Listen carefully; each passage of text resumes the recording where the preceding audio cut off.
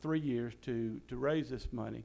But I came today to ask if you as councilman would have any, or mayor, or anyone else in the room would like to contribute to this scholarship. It goes to a Tuscaloosa County High School student. It's handled, and those students have to meet a criteria designed through the Tuscaloosa County Alumni Association through the University of Alabama. And after that is decided, then another committee of local content would decide who the recipient of that scholarship would be. So we're in the beginning processes.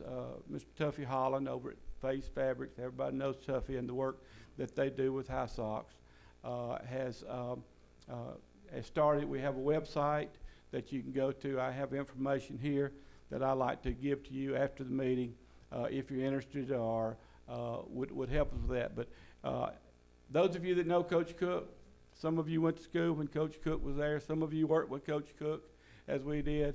I came with him from Pickens County when he came over originally. Coach Cook was a great man and did a great job with young men, developing young men, and an athletic program at Tuscaloosa County. We began competing in all sports that were offered by the state and did fairly well for several years while he was here. Coach Cook has passed now, and he's missed daily.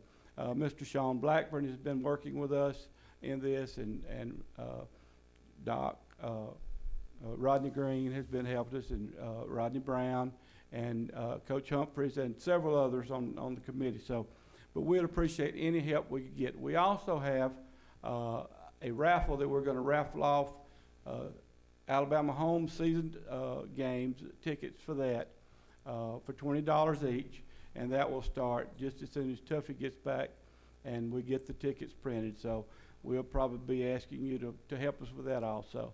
But I would, if y'all don't mind, after the meeting, I'll give you the information on this or anyone else that would like that. And we just wanted to announce that this is in process. Any support we get from y'all, from the city, we think it's worthy. It's part of 67 scholarships that are offered to Tuscaloosa County high school students through the University of Alabama. It's an amazing endowed scholarship program, and we're glad to be part of it, and really glad that it's for this worthy cause. Thank you for your time. I appreciate what you do. I know how much I appreciate it because I've sat in your chair, and I'm glad I'm in the audience. Have a great day. Thank you, Coach Boozer. Thank you. Got that on record. He appreciates us. Next citizen is Mr. Jody Jobson. Good evening, Mr. Jobson. How are you? Doing good. How you doing? Good. Give Please. me that phone number, I'll be better. 361-2254. I'm Jody Jobson. I live at 1534 Bellwood Lane, Northport, and I'm here tonight to try to see if you cannot open the investigation again of the road in Bellwood. It's deteriorating worse and worse every day. As you see, trees are falling like everything. But the main thing is the kids that are moving in and all that, they can't ride a bicycle because they're leaning. It's a 15-degree slope that past pavers have pushed the water over to one side of the road to where the water doesn't go down both sides. The curbs are crumbling. It's probably one of the oldest, if not the oldest, subdivision in Northport. We like our little area. We like to keep it attractive. We got people in there working hard. I've been talking to Jay for 3 years about getting the bushes cut up 21st, and everybody passes a buck and says it's Alabama Power, but nobody follows through. Or y'all follow through. Well, let me correct you on that one. Let me make sure that the record shows this one. What? That is Alabama Power, and actually, when they were contacted by myself, I'm sure everybody else has contacted them too, because those lines are hanging down. That's not Alabama Power. Well, That's the phone company. It may be somebody's utility. It's not the city of Northport. Right, So- I understand that. So with I'm that not- being said, it's a dangerous situation. Yeah, so but see, the power company's over here and theirs are clean, but the cable company Yes, and the sir. phone company are over here. And they've they're got the some ones hanging that are down. hanging down, and their vines are growing and everything else. We met with the mayor to try to get some, she's helping try to get some attention to the fact. Now, I need the council call Alabama Power and ask them what's wrong. They don't mind taking their money to, pay for the power that they send over there, but they don't care if it goes out. And that's what's gonna happen. And storms and all that, they're just gonna tumble. So I'd appreciate it if you get somebody, or all of you, go over there and let's get the lead out of Alabama Power or whomever it is. The second thing is that somebody, I believe, gave y'all back on Bellwoods Road, they gave you misinformation because they told you that road hadn't been milled. Well, it was milled, and there was a brand new water pipe put down in Bellwood down the road, and the service lines were put over. So, you know, I don't see the problem of going in and straightening the paving out and putting curbs up and just making it halfway. I'd like to see it all the way with sidewalks for people to walk and all that, but, you know, it took a year to get everybody on board to cut the power pole down there. So, if you could do that, I would appreciate it. Third thing is I need to know who the appointing authority is for the city. I thought we went through this again. Ron, let me make sure I got this right. Appointing authority by virtue is city administrator, correct? Yes, sir. The appointing authority under the act is the city council, and that's been designated to the city administrator There we go. as the appointing authority, except for department heads. That's what I want to know. All right, so let me recap. Alabama Power and or phone. Get the lines clean. That's what you want. And cable, Cable, phone, power. What street is that on? huh? 21st. 21st, okay. 21st is where it is. I mean, the city can go down there at the stop sign and cut half of that hedge bush that's 8 or 9 feet, but they keep growing out, and the people that keep cutting the grass keep moving out, and it leaves the bushes to, you can't see what's coming down the road to stop, and you're stopped. So All right. it's just a little maintenance up there. I mean, I know that there's a lot of maintenance needed all over town, but somewhere along we need to share the wealth. All right. Second one, Bellwood Road. Am I saying that right? Bellwood Lane Bellwood Lane. and Bellwood Drive. Okay. And then the third was appointing authority clarification. Yes, sir. Okay. Thank you. Yes, sir. Thank you. Fourth citizen is Linda Kane. Good evening, Miss Kane. Good evening, how are you? Doing good. Please state your name and address. Linda Kane, 4704 Dove Creek, and have purchased the lot of 4702 Dove Creek. What can we do for you? Okay. To me, Northwood Lake is a beautiful subdivision. Dove Creek is a beautiful lane down through there. I've passed it for several years now, and we're trying to maintain it and keep it that way.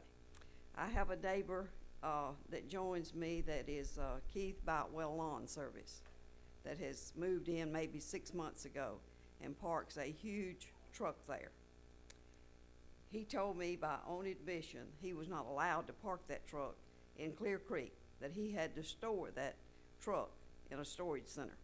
Was one of the reasons that he bought where he is. Okay, he is in at least 4 violations in operating his truck, dumping the truck there to the street. He was close on the closer on the survey tape there, but he has backed up from that. But he told me he was not going to do another single thing there, and he would enlarge his business as of yesterday. All right, so you got a neighbor, owns a large, I guess, landscaping, grass cutting. I have a picture of his truck. He has employees parking there, 2, 3 at a time. I have a picture of his truck. 4704. 4704 and the lot 4702. He dumps, he is a service that clears the job wherever that he is. He brings that in there to his address that he dumps on that toward the street. He doesn't even, he has 2 X marks that he pulls up out of that truck. He backs them up and he unloads the grass from his job that he's just left. You can see it. He doesn't even level it out. And, 4702 will be sold. People are already looking at that. I can't afford both of them. And, the first glance over there is, you know, to invest over $200,000, and I'm gonna look at the back of Boutwell Lawn Service. We've never had that. Northwood's too good for that.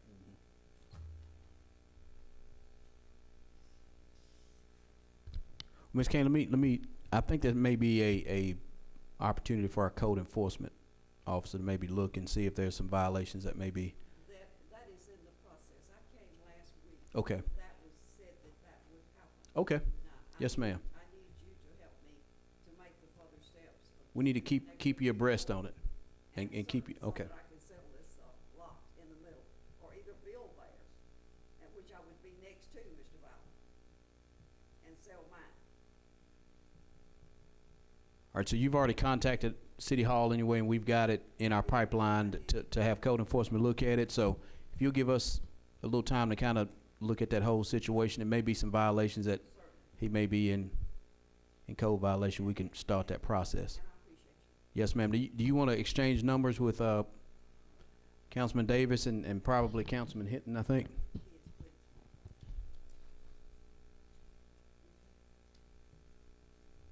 Just need to read it.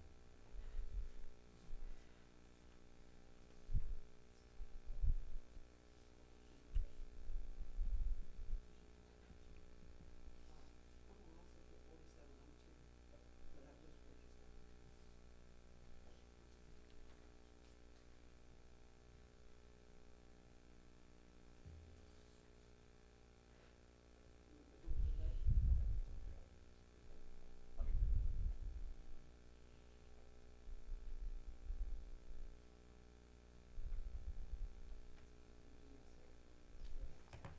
just purchased it. Ms. Kim will give you these back, and if you would, that Get the same information, please, ma'am. I'm gonna have to get you a loan. Yep.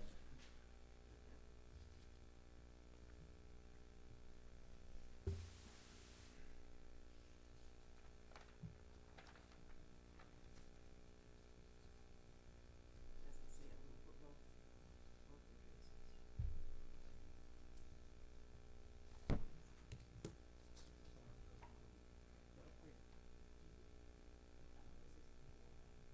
It's been going on there since he moved there.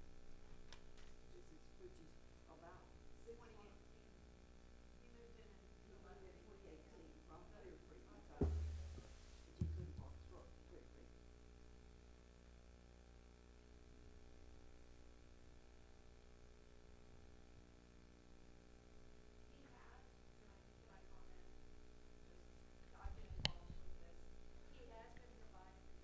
come on up, Ms. Holden, real quick. I can put you on record.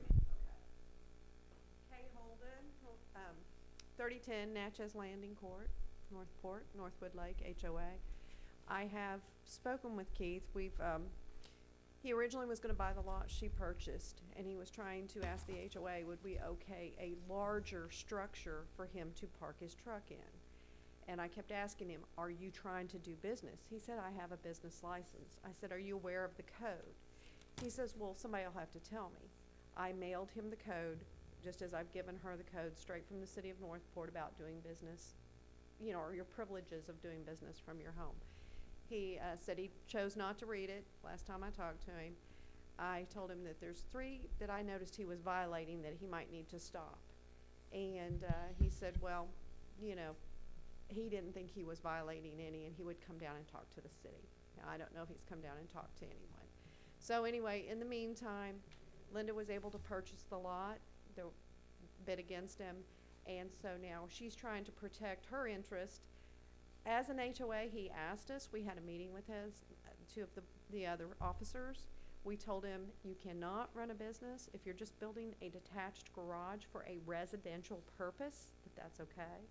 I know our covenants don't hold, but our covenants do state that you should not do business. You should be in code, ordinance, follow ordinance if you're gonna do business out of your home, and that you're not to erect a structure just to do business, just as the code states. So we've been trying to work with him, but it's just been a little difficult. So just so you know, I've asked her to take pictures and provide information, because I know right now, do we have a code enforcement officer? We do. Great. Is that, hi? Anyway, so with that, that's fantastic. So now we can go forward. So who would we follow up with? It would be with Ms. Ram in her office. Okay. So if you would, and again, Ms. Kane, if you've already made that first step with code enforcement, the next step on our end would actually go out and visit the site and then look to see if there's some ordinances that are being violated, meaning running a business outside of the normal channels. And of course, your covenants may not allow, but then it falls back to city ordinances. It falls back to city ordinance, Yes, which I ma'am. realize, which I did provide him and tell him. I provided him both, but I said, city ordinance will always prevail, Yes, ma'am. so. Thank you. And both gentlemen have your number, so we will make sure that we kind of keep you abreast. Yes, ma'am. There's no further citizen signed to speak. We'll move right into mayor and council members' business. I'll start with the Honorable Mayor Donna Aaron. I have nothing, thank you. Yes, ma'am. District 1, Councilman Roberts. I have nothing. District 2, under my business, I think it was more of a point of clarification.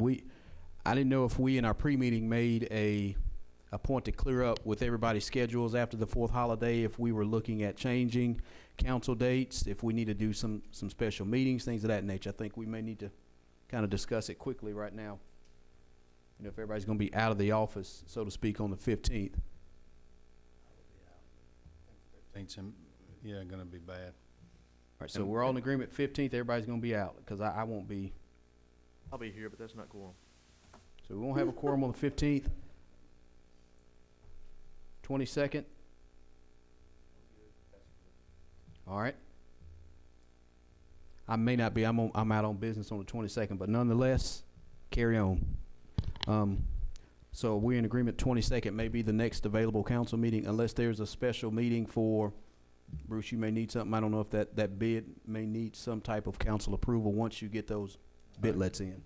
Sure. And I'll be sending an email if we need to move one earlier. Or do we want to go ahead and just establish the 22nd of July for our next council meeting? All right. I'll make a motion to move our normally scheduled meeting on the 15th to July 22nd, pre-meeting at 5 p.m. and normal meeting at 6 p.m. That's July 22nd will be the next council meeting. I'll second that. That's a second by Councilman Roberts. Motion by Councilman Logan, second by Councilman Roberts. Any questions or comments? Hearing none, Mr. Higginbotham. President Logan, Yes. Councilman Roberts, Yes. Councilman Hinton, Yes. Councilman Davis, Yes. Councilman Hogg. Yes. Motion carries. All right, one more update on MLK. The mayor's office and myself, we wrote a couple letters to ALDOT via FHWA, Mark Bramlett's office. FHWA has the Section 4F process ongoing as we speak. The design is 70% done. Geotech is underway, so I know it's slow going, but Geotech is when they've got to get it and get that information to ALDOT. We're actually a little bit ahead of schedule. We're still waiting on FHWA, so the mayor's office and myself have been writing letters and kind of getting the urgency going in this project, because council, we were kind of wanting to see something happen beyond the smaller surveying and some other stuff. So hopefully once that Section 4F is completed, it'll get back to BKI, and from there they'll actually finish up their design. ALDOT will take it from there, and then we can start with the actual process of design approval and going through right-of-way acquisition, things of that nature. So MLK is moving forward. And that's all I have under my business. District 3, Councilman Hinton. None tonight. District 4, Councilman Davis. No, sir, none tonight. District 5, Councilman Hogg. I have no business tonight.